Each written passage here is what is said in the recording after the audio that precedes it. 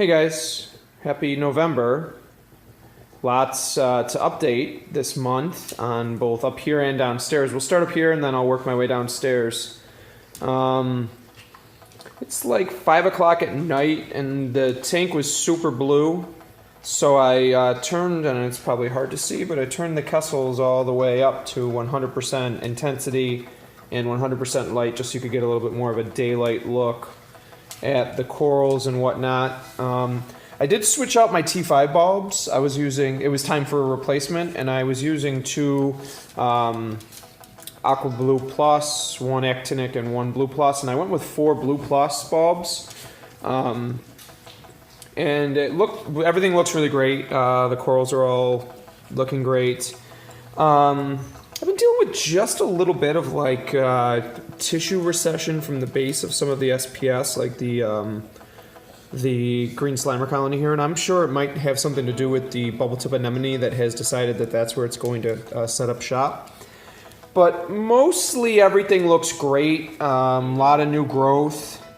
I had bought a couple of pieces of SPS that didn't take for whatever reason, but in general, things are doing really well. A lot of growth, great color.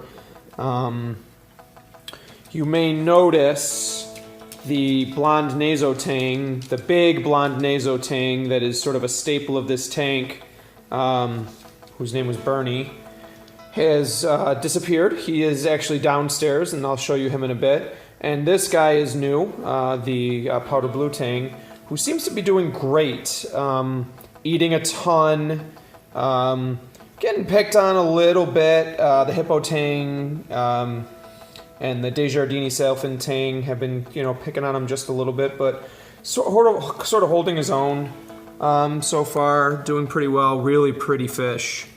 There he's getting beat up just a little bit, but his fins look good. So, doing well, excited about that. Coral's growing great. Tank looks a little empty without the nasotang in here, but that's okay. He had just kind of outgrown the 180, which is, will happen. I'm sure at some point, excuse me, the sailfin tang and the hippo tang will make their way downstairs too. Just kind of outgrow this tank. But generally speaking, corals are looking great, growing, and all that stuff. So this tank, not a lot of change, aside from just a new fish, which is, I guess, a big deal. I don't add a lot of fish very often to this tank. Changed out the lighting just a little bit, but generally things are going well. Growing. This Monty cap just keeps getting bigger. It's probably time to start thinking about fragging some of that. But yeah, I mean, the LPS is doing really well. The torches just keep growing new heads and looking great. And generally, the tank looks good. And no real, nothing major, no issues whatsoever up here. Tank's just kind of humming along. Same thing over here. This little tank. It's tough to see the lighting right now, but this tank is doing well. There we go. Fish are doing well, corals are doing well. I was dealing with some cyanobacteria in here, so I actually shut off the return line to this tank and just treated it with a little red slime remover. It seems to have done the trick. I've used it before. I used it in the display tank with no issues, and have used it in here with no issues. So that's really what's going on up here. Not much, no news is good news. Upstairs, and I'll just give you another shot of this tank. Just doing really well, really looking nice, very happy. I spent a lot of time just sitting on the couch with the dogs, TV off, just enjoying the two tanks, which is why they're here. Was the whole purpose for putting them in this room. Was to have it sort of be the centerpiece of the room. I've shown you guys sort of a shot. The kitchen's over there, and then the living room here, and the couch is here. It's a little dark, sorry the lights are off, but the two tanks sort of frame the room. So I'll take you downstairs and show you what's new down there, because there's a lot going on. So that's what's new, is the 420 is up, the 420 is running. The 420 has rock and sand. I think there's like close to 200 pounds of rock. Some of it was alive. Oh, there's the nasotang. At least he's up swimming around. Oh, it's hard to see. There he is. Some of it was alive, some of it was dead, dry rock. But I let it cure in my sump for about a month or close to a month, a couple of weeks. There's the stand, sort of a side view of the tank. Water's clearing up nicely. I actually just moved the sand around a little bit about 20 minutes ago. And there's still like a lot of dust in the sand and on the rocks, so I'm sure it's gonna, every time I move something or move the sand around for a while.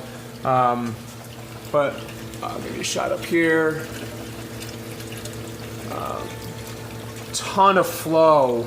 I threw one of my Jabo PP15s in here just for a little bit of extra flow, but I'm getting a ton of flow out of the return lines, and I'll show you all the plumbing in a second. But here's the aquascape. I really like this side. I'm very happy with how this side looks. I'm not sure how I feel about this side yet. I think I'm going to get some like branch rock and just add it in, just accent it like I did with the tank upstairs. You can kind of see the bulkhead strainer back there, and I'll talk about that more in a second, what's going on with that.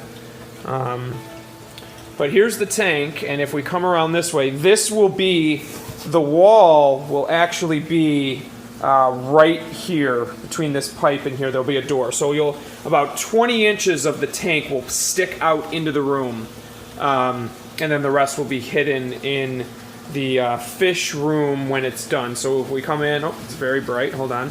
There we go. You come into the fish room, here's the back of the stand, and when I built it, oh, now it's too dark. When I built it, I made the stand 12 inches wider than the tank so that I would have a walking area, and I put some rubber mat, glued some rubber mat down onto the walkway here just so that I don't slip and fall.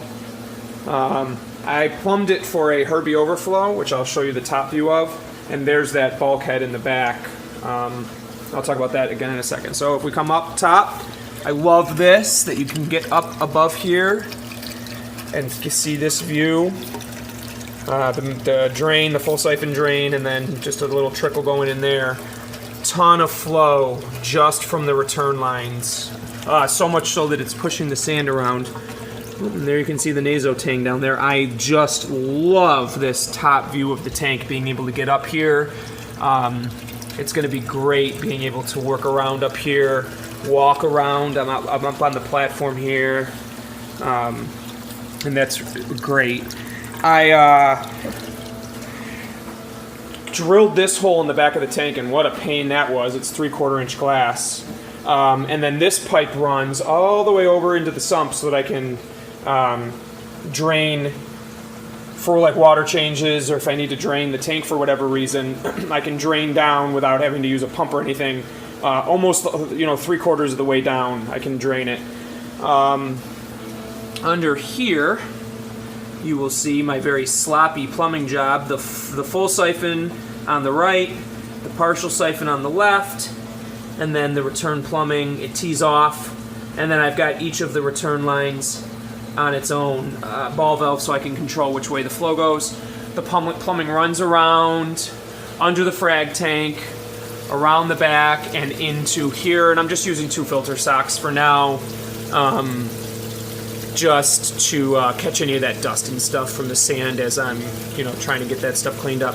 I was a little nervous about the 40 breeder because it has to catch all of the draining. Oh, there we got a buddy down here.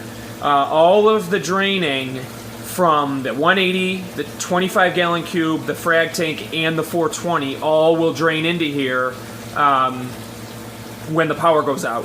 But I tested it, and it's close. The water does get near the trim on the tank. I will probably upgrade this tank to like a 75 or something at some point. The problem is anything higher and these pipes are going to be leaning up because they have to go downwards from the 420 into here, and they're barely, it's barely a downward slope now. It's almost horizontal. So I don't want to add, don't want to put a tank in that's any higher. I could plumb in something, like connect it to something, like drill for a bulkhead and connect it to another tank or something. I don't know. I kind of have been trying to figure out what I'm going to do for this main reservoir, because it's the bottom of the system. It's the place where all the gravity drains down to. So that everything runs into here, and then I just teed off the return pump for the return line for the 420, and holy cow, am I getting a lot of flow out of there. Oh, that's too bright. Sorry. I'm getting a ton of flow. I don't send a lot of flow back upstairs. Just a couple of 100 gallons per hour. So this pump was not being used to its optimal potential because so much of the water was not making its way upstairs. Well, now it is all ending up in the 420, which is great because I'm getting a ton of flow through here, which is great. A lot of turnover, and as I add fish to this, it'll just add to the bio load of the tank, which is a good thing because I have 0 phosphate on my Hanna ppm checker and very, very low nitrate. My refugium sucks up all of that stuff. I'm only dosing like 3 mils a day of no-pox at this point, and I could probably stop altogether and just let the refugium handle it. I'll turn on the frag tank lights. There we go. And then the frag tank. I've got to do something with some of these frags. Some of them will probably end up in the 420. I've been thinking about lighting. I'm not sure what I'm going to do yet. Because of here, I'll walk back around the front of the 420 here. Because of the way the rocks are, I don't need to light the whole tank. It's going to be mostly fish anyways. So I was thinking just maybe like 2 fixtures. I'm almost wondering if I could get away with like 2 Hydra 52 HDs or something like that and just hang them over, just directly over the rocks. I don't think I'm going to do a lot of SPS anyways. It's going to mostly be fish and maybe just a few frags of stuff that come out of the upstairs tank.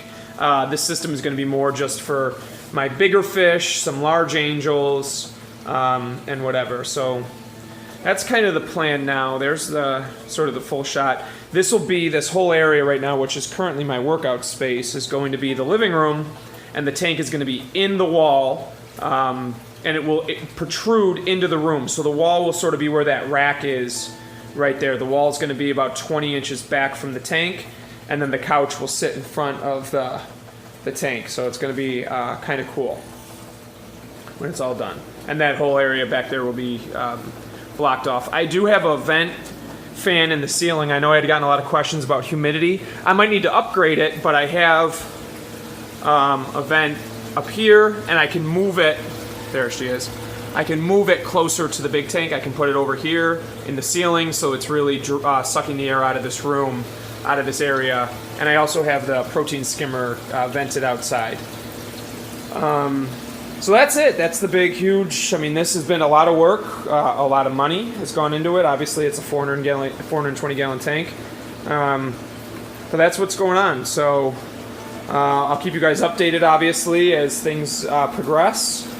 But otherwise, there's nothing. For as much work as it's been, there haven't been a lot of hiccups. Everything's kind of gone pretty smoothly, with a few sort of little things here and there that I've had to deal with. But by and large, everything has gone well. So feel free to comment with questions or suggestions on the lighting, or if you happen to work for Ecotech or AI and you want to sponsor the lighting on this tank, by all means, feel free to get in touch with me, because that would be freaking sweet.